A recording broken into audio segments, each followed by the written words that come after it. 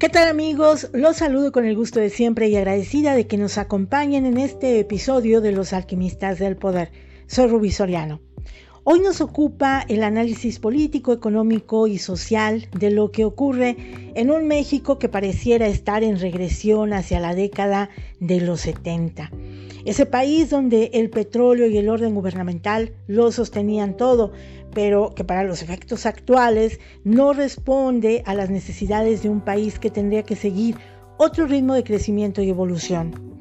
Para desmenuzar a gusto y con seriedad el tema, tengo como invitado a un hombre al que hay que leer para entender lo que ocurre a detalle en México. Él es presidente de México Evalúa, escritor, analista y columnista en varios medios de comunicación. Le quiero dar la bienvenida a Luis Rubio, con quien vamos a conversar de su más reciente libro, La nueva disputa sobre el futuro, ideas viejas para un México moderno. Quédense con nosotros.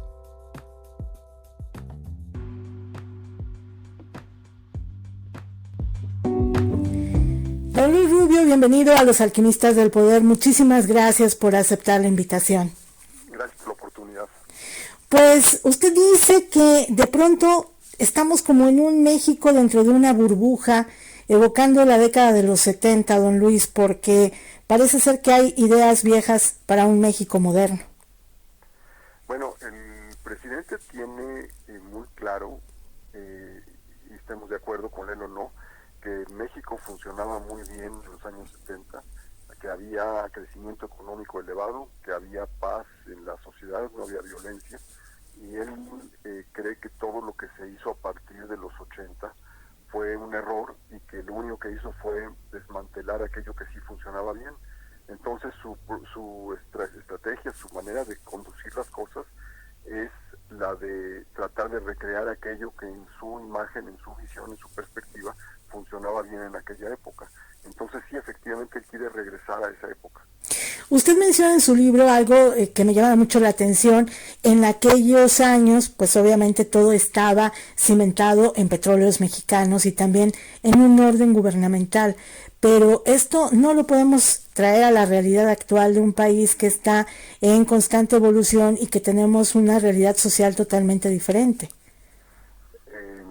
Ese es el punto exacto. Él no ve una diferencia, él cree que sí se puede hacer y va de una manera dogmática, pero absolutamente clara y dedicada y decidida. No está dispuesto a virar en absolutamente nada, lo vimos en la pandemia, no está dispuesto a cambiar ningún punto en el camino para lograr exactamente eso que usted está describiendo. Él cree que debe hacerse así. Lo que estamos también observando, don Luis, es que de pronto tenemos proyectos insignia de la 4T muy identificables, pero no estamos viendo la entrada de capitales de inversión que realmente sustenten pues una economía, que diversifiquen lo que son los mercados. No estamos viendo que fluya esa inversión. Estamos viendo, creo que 3 proyectos por ahí muy identificables, pero fuera de esto no lo hay. Bueno, de hecho, no ha habido inversión desde que Trump estaba en campaña en 2016 y desde ese momento prácticamente se ha parado. Hay desde luego inversión en el sentido en que si una empresa tiene una necesidad de una línea de producción adicional, lo están agregando, pero no hay un solo proyecto nuevo y los pocos proyectos que había nuevos, pues el propio gobierno, el propio presidente los ha ido disminuyendo, como fue el caso primero que nada del aeropuerto y segundo, muy emblemático para el sector industrial, es el de la cervecera en Mexicali. Estamos dentro de una burbuja y muchos empresarios, muchos industriales lo perciben de esta manera, una burbuja cercada donde, como lo comentaba, se ve únicamente lo del Tren Maya, refinería Tres Bocas y por ahí tenemos el aeropuerto de Santa Lucía. Esto, don Luis, va a dar margen para poder equilibrar lo que resta del sexenio, una economía que pues se ve prácticamente encerrada. Vamos a seguir con la economía que tenemos, que no está encerrada, que está en el contexto del Tratado de Libre Comercio. De hecho, el principal motor de crecimiento de la economía mexicana son las exportaciones. y eso, esa es la gran ventaja que tiene México. Si no tuviéramos exportaciones estaríamos en condiciones muy parecidas a otras economías mucho más deprimidas en el sur del continente. Entonces, no es poca cosa. Sí es una burbuja, pero tenemos un sector industrial exportador del primer mundo en el sentido más serio, más profundo y más importante del término. Usted ha hablado en varias ocasiones de la debilidad del modelo económico que propone el presidente Andrés Manuel López Obrador al pensar en el bienestar, en vivir mejor, pero en no generar empleos y más oportunidades, es decir, no generar riqueza. Esa es una contradicción, evidentemente, pero ese es el modelo que él tiene. Él lo que vio en los años 70 es que hay que ponerse en sus zapatos en los años 70 en Tabasco, el estado en esa época mayor productor de petróleo del país. Cuando Pemex era una empresa pujante, prácticamente no tenía deuda. Todo lo que se producía se vendía y se vendía a precios que iban creciendo. Había una disponibilidad de crédito del resto del mundo porque todos los bancos, los mercados financieros pensaban que el petróleo iba a seguir subiendo eternamente. Y entonces se invertía mucho, Pemex compraba pues varillas, cemento, acero, tubería, todo lo que sea necesario, y eso generaba una enorme demanda en todo el país.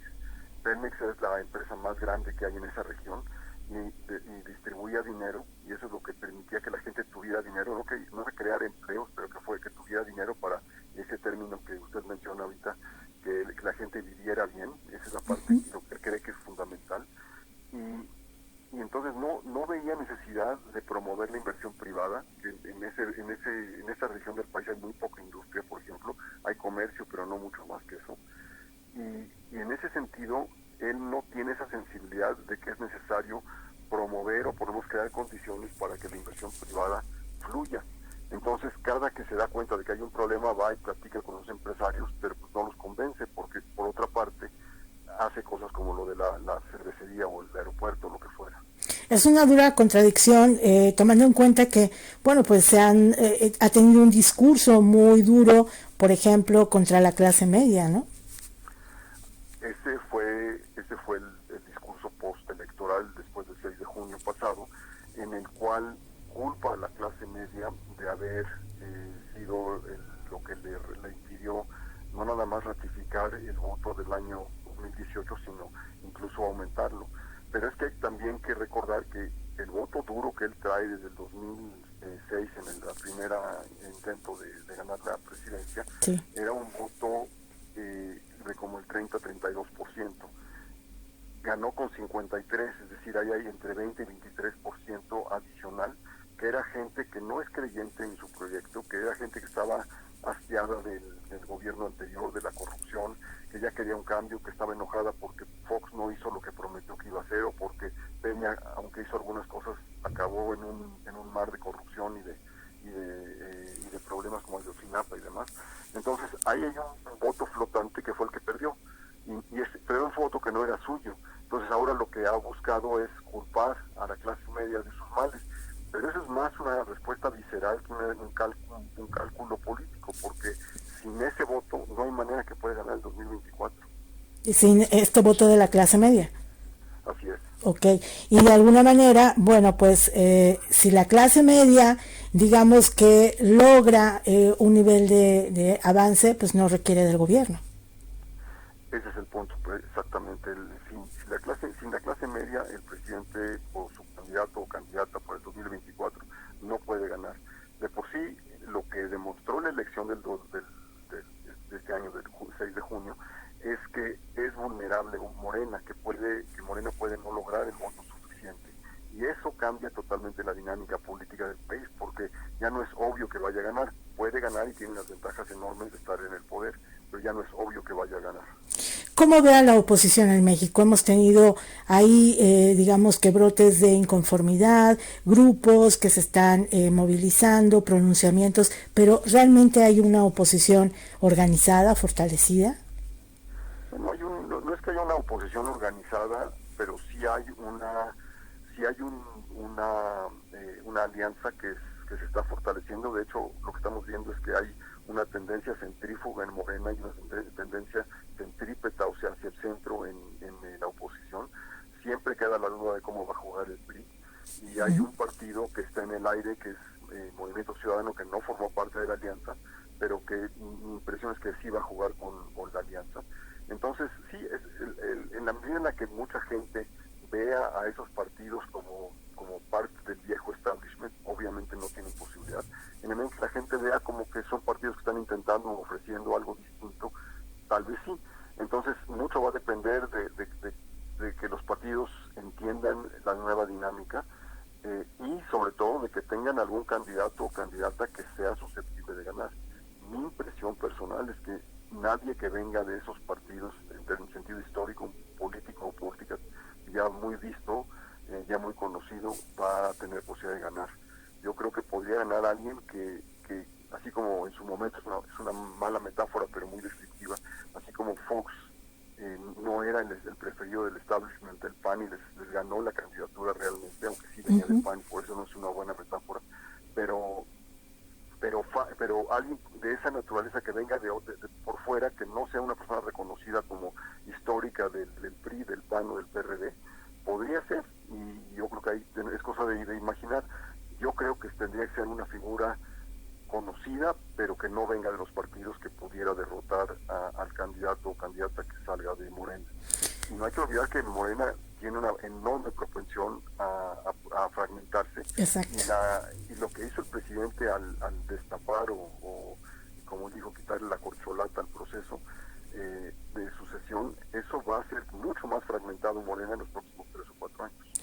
¿Qué es lo que podemos esperar, don Luis, con la próxima consulta que plantea lo de la revocación del mandato? Ya está cantado de que pues simplemente vamos a ir a votar, pero pues prácticamente algo que no va a suceder. Bueno, primero tiene que convocarse, y eso no se ha convocado. Yo creo que si el presidente hace un cálculo de lo que le conviene o no le conviene, no estoy seguro que vaya al final. No me es obvio que vaya a seguir adelante. Tiene que convocarse entre el mes de noviembre y de enero para que pudiera ser en marzo. Este va a ser un momento muy álgido, pero yo no me imagino ninguna posibilidad, primero, de que se junte suficientes votos. Quizá haya más de lo que hubo en esta ocasión, porque va a estar en campaña varios meses. Así es. Pero yo no veo que el voto vaya a votarse porque pues renuncia a la presidencia. Me parece una mala idea este tipo de votos. Me parece que los plebiscitos, los referéndums, son mejores para temas álgidos, como si debe haber una carretera en tal lugar o no, cosas que sean sujetas de debate. La gran ventaja que yo veo en el sistema presidencial es precisamente que no tiene ese riesgo de que se sustituya a un presidente. Creo que lo hace el presidente para ratificar su legitimidad, pero creo que es una mala idea. Finalmente, don Luis, me gustaría abordar el tema de la seguridad en México. La política de los abrazos y no balazos me parece que ha permeado demasiado en la sociedad, polarizando por un lado lo que son las críticas, los riesgos, el territorio nacional dividido y muy identificado por los grupos delincuenciales que actúan con toda impunidad. Ayer veíamos algo muy serio, amenazas muy directas a comunicadores. ¿Qué opinión le merece esto? Bueno, ese es sin duda el tema más álgido, es el tema que más preocupa y molesta a la gente. No hay manera que se pueda tener un país que crezca la economía, que se desarrolle, que la gente viva tranquila, si hay la inseguridad que tenemos. Y aunque no han crecido dramáticamente los asesinatos desde que comenzó el gobierno, tampoco han disminuido. Y eso, a pesar de que el presidente ha tenido una estrategia en la cual no los confronta, no los molesta, no los ataca, le prohíbe al ejército que responda cuando son atacados. Me parece que lo que demuestra es que no tenemos una estrategia para ello. Pero dicho eso, el problema no es nada más si el ejército va a hacer o no va a hacer. El problema es que la seguridad de largo plazo es de abajo para arriba, no es de arriba para abajo. Es decir, es construyendo capacidad a nivel local, a nivel de municipios, a nivel de estados, y de ahí para arriba. El ejército y otras fuerzas nacionales, como puede ser una policía nacional, sirven para ayudar a que crezca, madure una policía local. Pero si no tenemos seguridad a nivel local, el ejército viene, está 10 días, hasta 2 meses, se va y vuelve exactamente lo mismo que había antes. Entonces, esto requiere repensar completamente todo el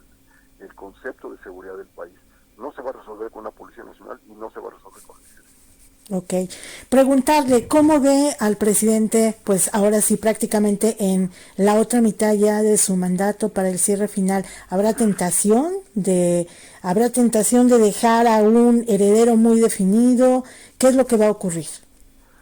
Sí, no hay duda, el presidente es un hijo de la historia priista de México y su propensión natural es la de darle curso a un candidato o candidata que él decida o que él trate de imponer y negociar con las fuerzas que sean relevantes en ese momento.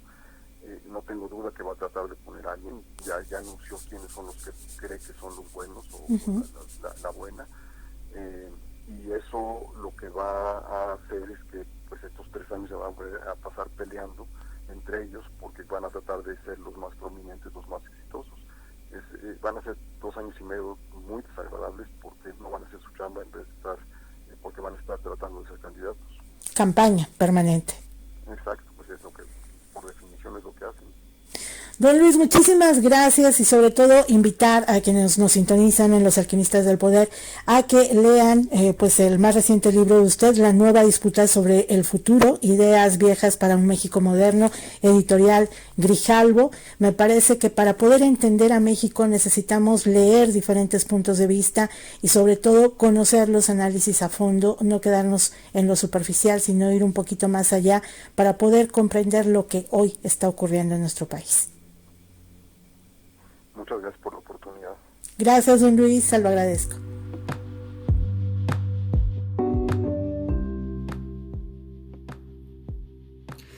Amigos, tenemos una cita en la próxima entrega aquí en Los Alquimistas del Poder. Soy Rubí Soriano y los invito a seguirnos en plataformas digitales vía YouTube, Spotify, Anchor y Facebook. Recuerden, entre todos, construyamos opinión. Hasta la próxima.